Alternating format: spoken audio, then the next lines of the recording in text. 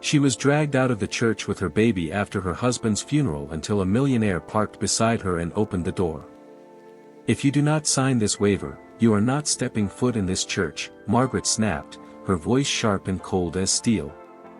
Sharon clutched her infant closer, the baby's knit blanket already damp from the drizzle. Her eyes were tired and rimmed with red, but her voice, though soft, did not waver. "He was my husband," she whispered. "I have every right to be here." "You were never his equal," came a deeper voice behind Margaret. It was Daniel, Michael's older brother, stepping forward with a folded document in hand. "You're just some girl from wherever. You don't belong to this family." The doors to the church loomed just behind them, slightly ajar. Through the narrow opening, Sharon could see the altar adorned with white leaves. And beyond that, a simple photograph of Michael, his smile forever frozen, framed in black ribbon. Her knees wavered, but she held her ground. "I don't want your money," she said, her accent faint, but present. "I just want to say goodbye." Margaret's mouth tightened. "Then sign the waiver. Deny any claim to his estate. That's all we ask." Sharon's voice cracked, straining under the weight of sorrow. "You mean everything he left for our son? You want me to act like we never existed?" Daniel stepped forward, impatience flaring in his eyes. "Sign it or leave." The air grew still. A few guests standing near the entrance turned their heads, unease spreading through the crowd. No one stepped forward. No one spoke up. Sharon looked down at her baby, whose cheeks had flushed from the cold. She kissed his forehead, then turned her eyes toward the doors one last time. A final breath, a final hope. She shook her head. "No," she said, her voice firm and final. Daniel didn't wait. He grabbed her arm with force and shoved her back. "Then get out." The baby cried out as Sharon stumbled down the steps, barely managing to keep her footing. She caught herself against the rail, shielding her son with her body. Her heart thundered in her chest. "You're making a scene," Margaret hissed, adjusting her black gloves. "This is a respectable family." Sharon looked around in desperation. The guests stood frozen, avoiding her gaze. Some whispered, some turned away, and then the doors slammed behind her. She stood motionless on the church steps, the light rain turning into a steady fall. Her coat clung to her body, her breath catching in the chill. The baby whimpered, shifting in her arms. She pulled him closer, whispering soft Spanish lullabies to calm him. She stepped away from the church slowly, her feet heavy with grief. She did not know where she was going, only that she couldn't stand outside the place where she had just been erased. At the end of the block, she found a low concrete ledge and sat down heavily, pulling her child against her chest. Her tears mingled with the rain, rolling freely down her cheeks. She thought of Michael, not in the casket, but alive, sitting in bed, smiling through pain, joking with her, even when his body had grown frail. The cancer had taken everything, piece by piece, but he never let her see fear. He had held her hand the night before he passed and whispered, "If anything happens, he'll come." I asked him. He promised. She hadn't understood then Michael had planned for this.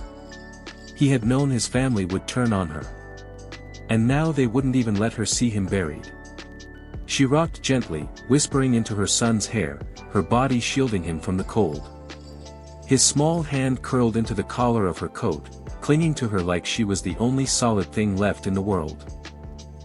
The street moved around them, strangers walking, umbrellas bobbing, cars rushing past. No one stopped. She was invisible.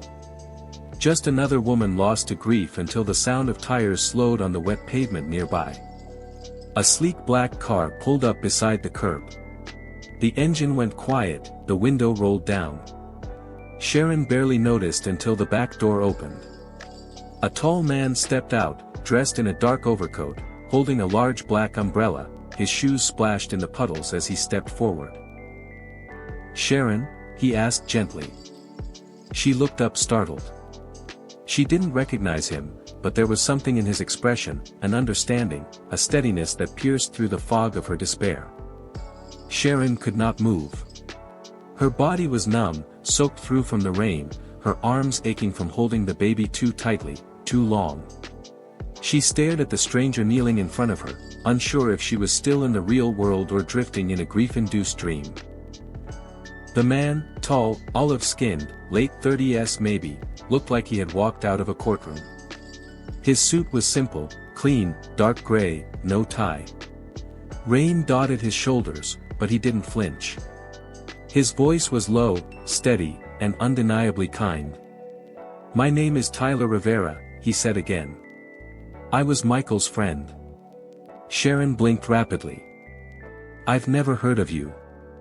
"I know," Tyler nodded gently. "We met years ago. I was doing humanitarian legal work in South America. There was an accident in the countryside. I was caught in a collapsed shelter bleeding badly. Michael was the only reason I survived." He paused, glancing at the child nestled against her chest. "He carried me 4 miles to a clinic, stayed with me through the night. I asked him why he didn't leave me behind, and he said, 'My wife would never forgive me.'" Sharon's breath hitched. Tyler looked directly at her. "He talked about you constantly. Said you had the fiercest heart and the gentlest soul. Said if anything ever happened to him and I was still breathing, I had to find you, help you, protect you." He stood slowly, stepped back to the car, and reached inside. When he returned, he held a large manila envelope, sealed and slightly weathered. "This isn't a contract," he said. "Not in the legal sense." He crouched again and handed it to her with both hands with reverence. "It's what I call a compassion contract. It is my written promise to you signed last year after I visited Michael in the States. He made me draft it. Said I'd find you one day. It says in his words that I am to treat you as family. No hidden agenda, no strings, just a vow of honor." Sharon held the envelope but did not open it. Her fingers trembled around the edges as if they were holding something sacred. "I don't know how to do this," she whispered. "I don't know you." "You're not supposed to," Tyler replied calmly. "I'm not here to replace him. I'm not here to rescue you. I'm just here because he asked me to be." Sharon lowered her gaze to her baby. The child's eyes fluttered open, restless, as if sensing something unfamiliar but safe. "I don't have anywhere to go," she said quietly. The first true admission of her fear. "Then let's start there," Tyler said. "Come with me. I've arranged a temporary place. Quiet, clean, safe. You don't have to decide anything today, but you should not be alone in this moment." He stood, then opened the back door of the car and held it open. Rain splashed against the pavement. Sharon sat still for several seconds more. Then slowly, carefully, she rose to her feet, pressing the baby closer to her chest. She took one last look over her shoulder toward the church far down the block where the doors remained shut to her. Then she turned and stepped toward the open car door. Tyler extended a hand to help her in. Sharon hesitated, but then with a quiet breath, she placed her hand in his. It was warm, steady, and in that touch, for the first time since Michael died, she felt something unexpected. She was not invisible anymore. She stepped into the car, the door closed behind her with a soft thud, and for the first time in days, she exhaled. The apartment was too clean, too quiet. Sharon stood by the doorway, holding her son close, as if unsure whether to step further or turn back. Tyler set her suitcase down gently in the hallway, careful not to let it thud against the wooden floor. He didn't say much, just looked at her with calm, unassuming eyes, and offered a soft, "Make yourself at home." She almost flinched at the phrase home had stopped meaning anything solid months ago. Still, she stepped inside. It was a beautiful space, modern but warm. Soft lighting glowed from corner lamps instead of harsh overhead fixtures. Pale green and warm taupe walls gave the apartment a quiet serenity. There was no clutter, no personal excess, but nothing about it felt cold. Tyler led her to the back where a door stood slightly ajar. "This is for the baby," he said, pushing it open with care. Sharon froze. The nursery wasn't elaborate, but it was full of thought. A white crib with a soft gray blanket. A small shelf with neatly arranged board books and plush toys. A container of formula sat beside clean bottles on a counter. There were diapers stacked under the changing table, wipes, a soft rug, and near the window, a tiny wooden rocking chair with a yellow cushion. Sharon blinked. "I had some help setting it up," Tyler added quickly, sensing her surprise. "A friend of mine has a baby girl." She helped pick out the right stuff, made sure it was all safe and comfortable. Sharon swallowed hard. Her instincts fought with themselves, gratitude pressed against suspicion. Everything was so generous, so prepared, so intentional. She looked around slowly, absorbing every small detail. There was no name on the door, no decorations, no assumptions. He had given her a space, not a statement. "Thank you," she said quietly, though her voice barely reached her own ears. Tyler didn't press her to speak more. He simply nodded and stepped back. "I'll let you get settled. If you need anything, I'll be in the office down the hall," and he left her alone. In the days that followed, Tyler kept his distance. He was always there, but never too close. He worked quietly from his home office, answered emails in the kitchen, occasionally passed through the hallway with a polite smile and a soft good morning. Groceries appeared in the fridge, but he never commented if she ate or didn't. The kitchen was hers to use. She cooked only when she felt grounded enough to. He didn't hover, didn't ask personal questions. Still, Sharon remained on edge. She kept her hair tied tightly, her body always slightly angled away. Her voice was quiet, clipped. Every night she checked the locks twice. Every time Tyler passed her in the hallway, a flicker of tension coiled inside her. A ghost from another life whispering that kindness never lasted. But the change never came. The kindness stayed. And slowly her body began to loosen in small ways. Her shoulders dropping by a degree, her voice a touch less guarded. Then came the moment that undid her. It was a soft, uneventful afternoon. Breakfast had been quiet. Scrambled eggs, tea, the baby's soft cooing. Sharon had put her son down for a nap and walked into her room. On the nightstand, next to the lamp was a photo frame. She paused, her breath catching. She walked over slowly and picked it up. It was a picture of Michael, one she hadn't seen in over a year. He was laughing, arms folded, standing in front of a food truck they had visited on their third date. The sun was in his hair, and his shirt had mustard on it from the hot dog she teased him about. She remembered how he tried to say something in Spanish and butchered it, and how she had laughed until she cried. Her eyes welled now, but the tears were different, softer. Beneath the frame was a folded note written in neat even script. "He's still here." Tishy turned startled. Tyler was standing quietly in the hallway, a soft cloth in his hand. His eyes met hers gently, cautiously. "I found it in a box Michael left with me," he said. "I wasn't sure if I didn't want to intrude, but I thought maybe it would help." Sharon stared at the photo again.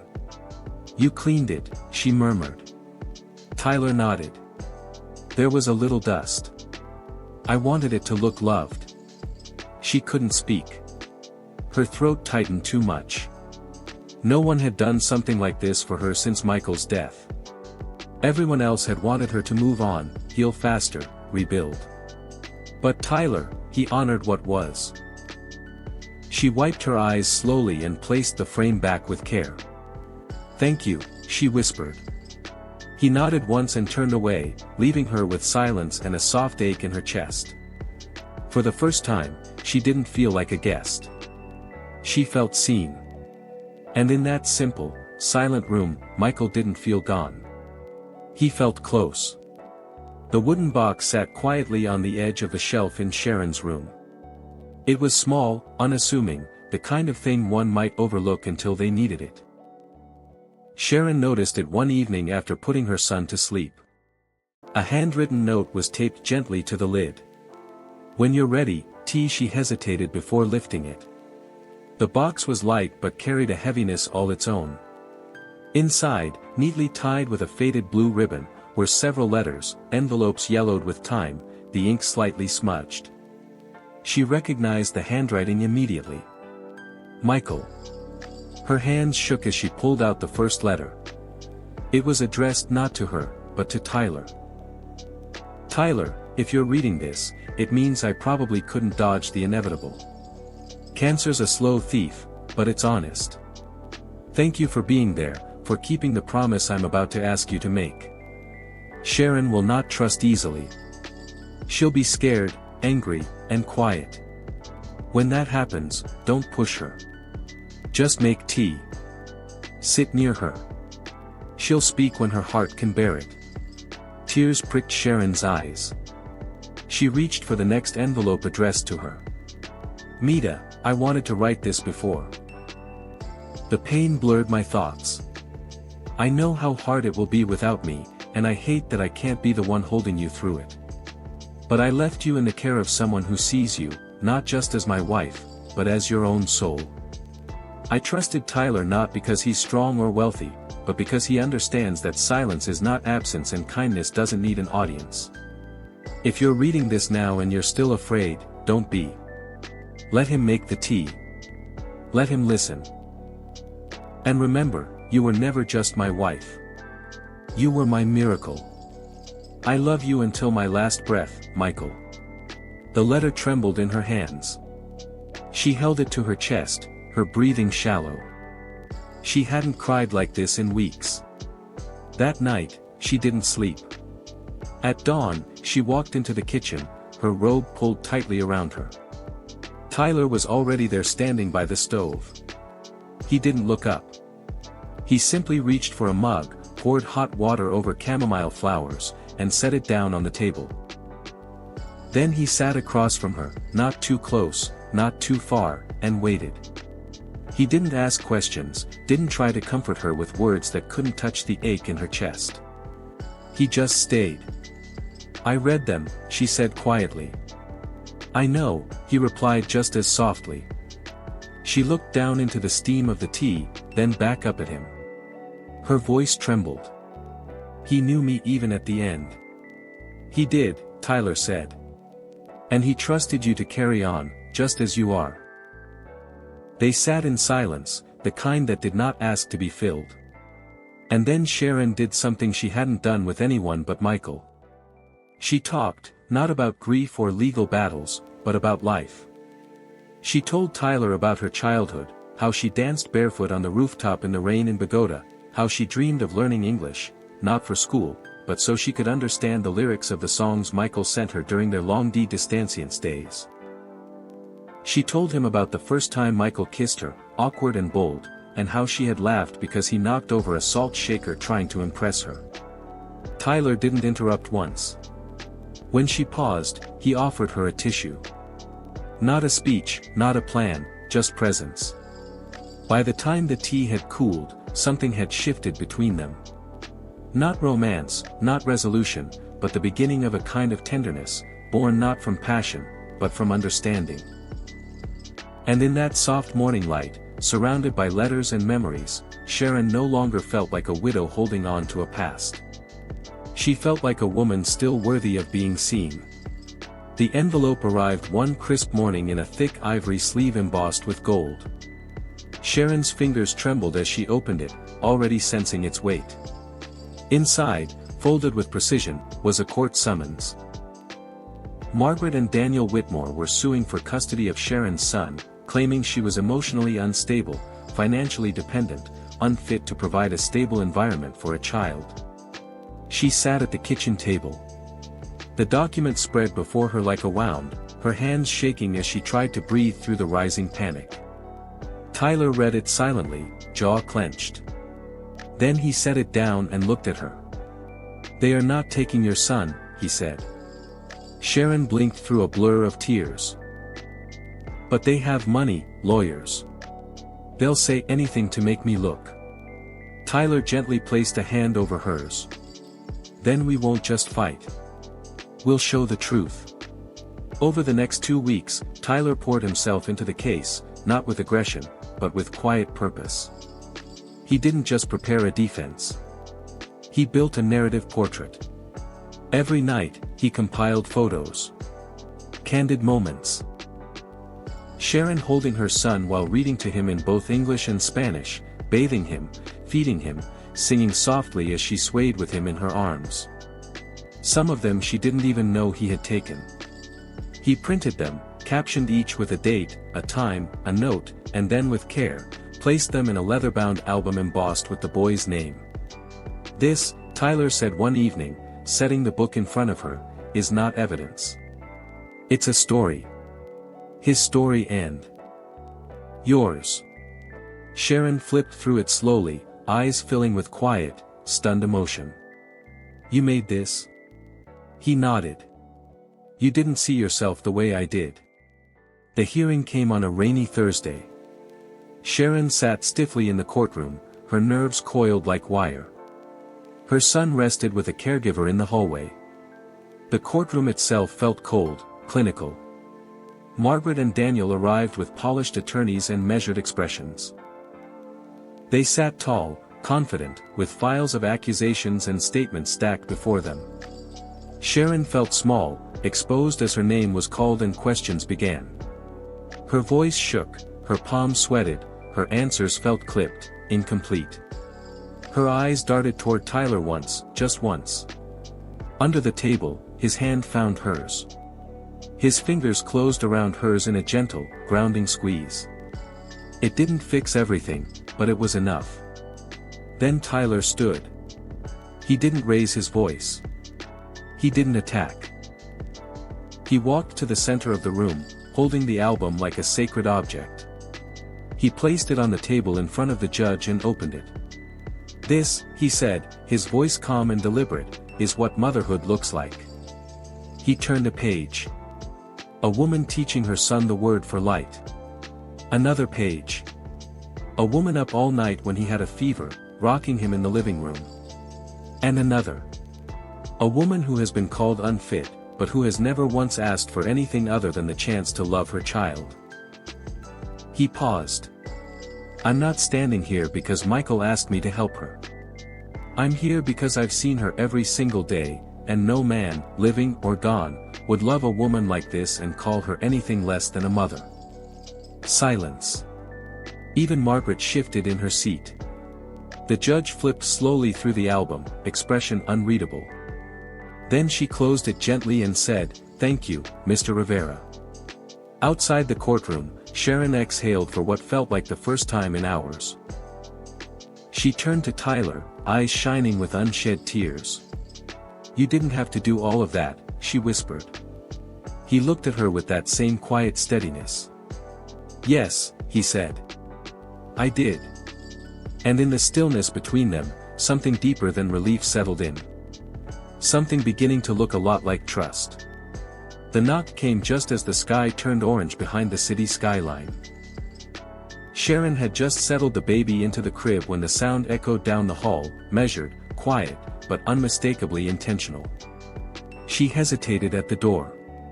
Tyler had seen her pause. He emerged from the kitchen, drying his hands on a dish towel. His eyes met hers gently. "You don't have to open it," he said, "but if you do, whatever you feel, it's okay. I'll be here when you're done." She gave a tight nod and walked slowly to the door. On the other side stood Margaret. Sharon hadn't seen her since the custody hearing. The older woman's hair was neatly pinned as always, but there was something different now. Not just age, softness, maybe, or exhaustion, a quiet surrender. She didn't speak. Instead, she pulled a folded cloth from her purse. Cream-colored faded blue border.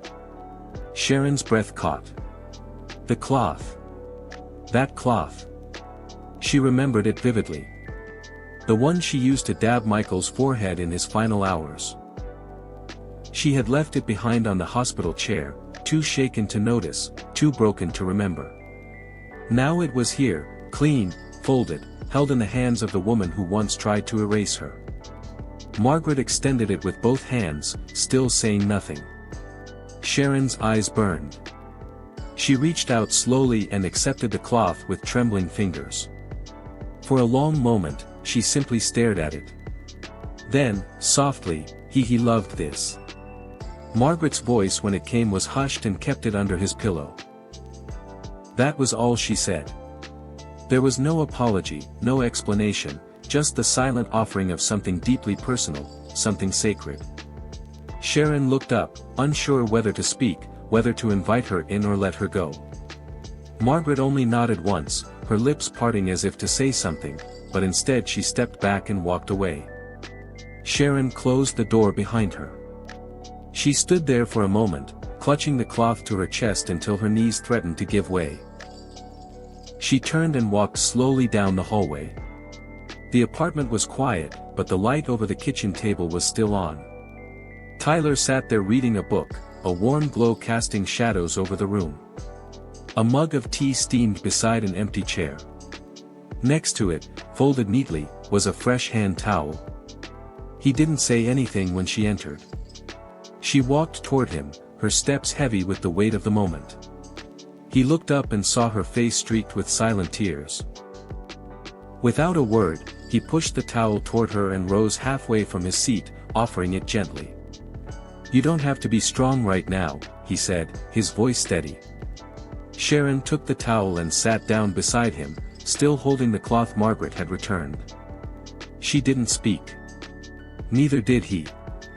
They sat there in silence, not the kind born from awkwardness, but the kind that made space for things too deep for words, for grief that lingered, for kindness that healed. It was the first moment they shared that didn't belong to Michael's memory. It belonged to them. Not as widow and caretaker, but simply as two people who had learned to stay, even when everything else had fallen away.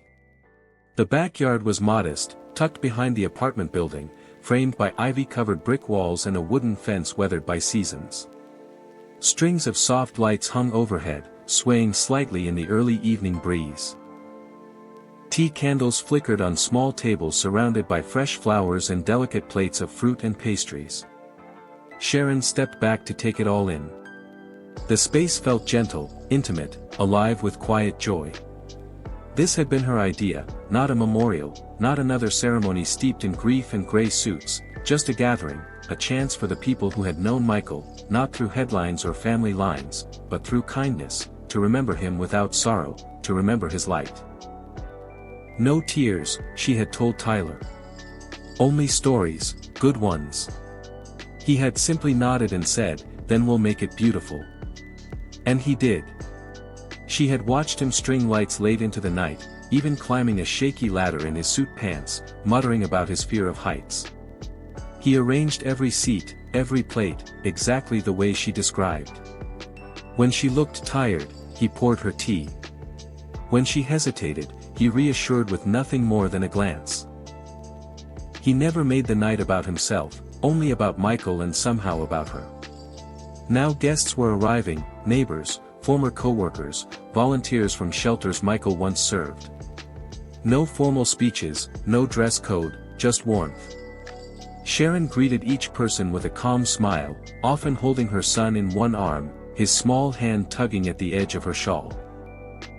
She offered tea, introduced names, nodded gently when someone began a story with, "I don't know if you ever knew this, but Michael once," there were many of those stories.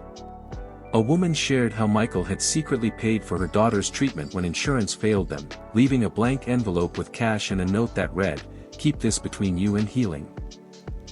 An elderly man recalled how Michael used to bring him meals every Thursday without fail, always staying for a game of checkers, never judging his broken past. A teenager stood and said that Michael once told him, "You're not your mistakes. You're the one who decides what's next." That boy was now in college. Each story layered a new image of Michael, not as the man Chiron once kissed goodnight, but as the man who had quietly given so much of himself to the world, it humbled her.